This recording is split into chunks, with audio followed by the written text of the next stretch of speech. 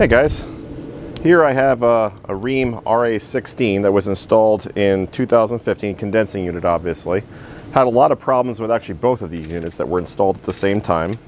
The condensing fan motor in both units failed twice. I think it was an X13 motor. I converted both units over to traditional PSC motors just to avoid that headache, and they've been relatively problem-free since.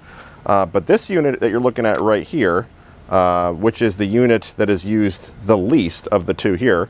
This one probably has half the runtime as its cousin right next to it. This one has developed a loud bang at shutdown. It starts fine, it runs fine, it cools fine, but when it turns off, there's a really loud bang that you hear from it. So I'm gonna shoot a little video here or do a little audio here so you guys can hear what's going on. Let me turn it back on, and I'm gonna switch microphones so you guys can hear it better. Okay, I'm going to turn this unit on to cool.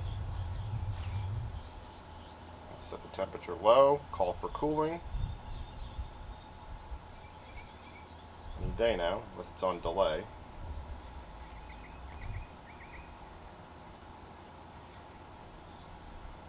Come on. There it goes. So startup sounded pretty normally, I think. Shutdown, when it stops, it sounds strange.